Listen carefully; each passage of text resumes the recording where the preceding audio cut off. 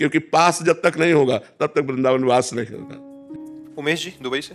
श्री हरिवंश महाराज। राधे राधे महाराज जी। महाराज जी, एक कृष्ण नाम से सर्व पाप क्षय हो जाता है, एक कृष्ण नाम लेते ही सारे पाप कर्म जल जाते हैं महाराज जी। तो पर उसका सिद्धांत है जो पुरानी मोटर होती है वो एक बार में स्टार्ट नहीं होती, फिर किसी गर्म होते होते किसी उसमें स्टार्ट हो जाती। ऐसे ही बहुत जन्मों से बिगड़ैल मोटर हमारी है, मन बहुत बिगड़ैल है। एक बार जो नाम लिए हित सो होए अति दीन, शर्त है एक बार में। हित माने प्रेम, और अति दीन तृणादपि सुनीचे, अपने को तृण से भी नीचा मानकर आर्त भाव से जीवी अति दीन होकर भगवान को पुकारा, एक बार में भगवान प्रकट हो जाएंगे, एक बार में भगवान पाप नष्ट कर देंगे। लेकिन शर्त है, एक बार जिन नाम ली हित सो होए अति दीन, ताको संग न छाड़ही ध्रुव अपनो करनी। वो एक बार जब हम बहुत बार जपेंगे तो कभी न कभी वो एक बार वाला कनेक्शन आ जाएगा, हमारा काम बन जाएगा। एक कृष्ण नाम से सर्व पाप नष्ट हो जाते हैं। लेकिन वो नाम पुकारने की जो पद्धति है वो हमारे अंदर नहीं है। दीन होकर आर्त भाव से एकाग्रता पूर्वक ये जब आ जाएगी तो एक नाम चमत्कार दिखा देगा, भगवान के नाम की महिमा। तो इसीलिए तो हम निरंतर जपते हैं कि हमारे पाप नष्ट हो जाए, हमारा मन पवित्र हो जाए, हमें भगवान की प्राप्ति हो जाए। तो हम बार बार इसलिए जपते हैं कि कभी वो एक बार हमारे हृदय में वो भाव आ जाए जिस भाव से भगवान प्रकट होते हैं, जिस भाव को भगवान सुनते हैं।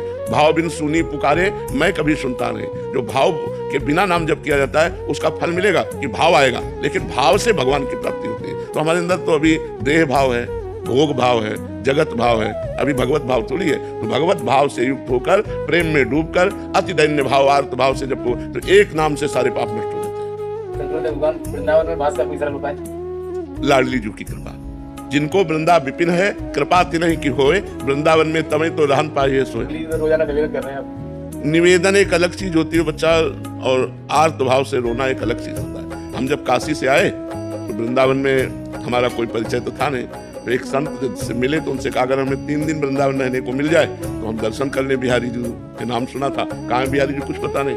तो उन्होंने एक जगह हमको रखा और जब यहाँ दर्शन किया, रास और कथा सुनी। उस समय बड़े सिद्ध महापुरुष थे मथुरा दास जी, वो भक्तमाल की चर्चा करते थे, बड़े सिद्ध, वाणी से अमृत टपकता उनकी। अब तो मन रम गया, और जिस आश्रम में रखा वहाँ संत सेवा होती थी तो वहाँ हटाने का कोई नाम नहीं था।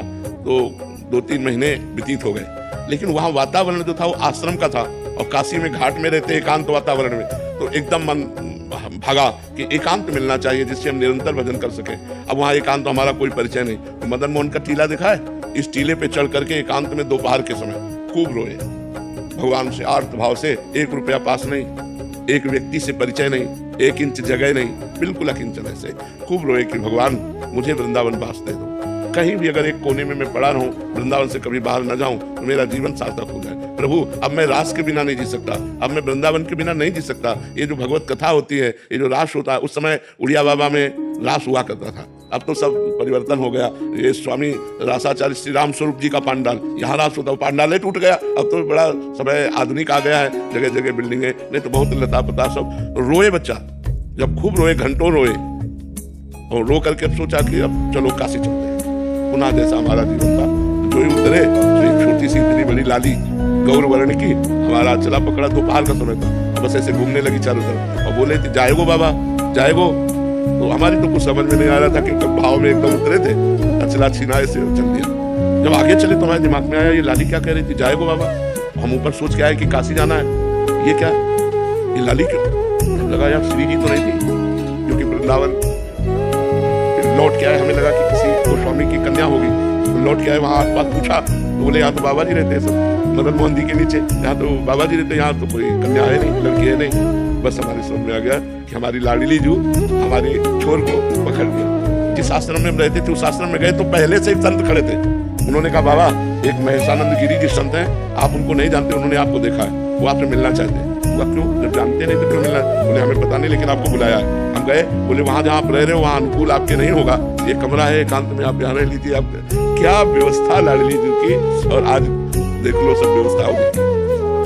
तो यहाँ वृंदावन वास के लिए एकमात्र केवल रोना ही साधना है। लाडली जो बीच जाए और वो पास दे दे तो सब व्यवस्था बन जाए। यहाँ कोई धन बल से वृंदावन नहीं रह सकता, क्योंकि पास जब तक नहीं होगा तब तक वृंदावन वास नहीं।